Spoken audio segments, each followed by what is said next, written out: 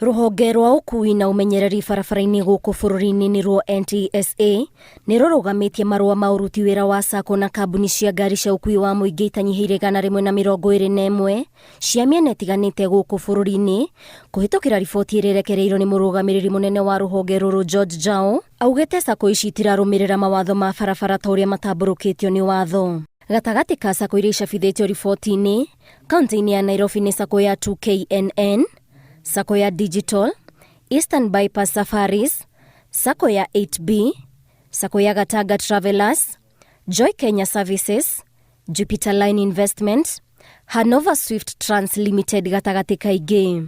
Kaunti-inĩ ya Mombasa imwe ciri hutĩtio nĩ 2ML Sacco Society, sacco ya Classic Pelican, Coast Bus Limited, oro hamwe na Crown Bus Services.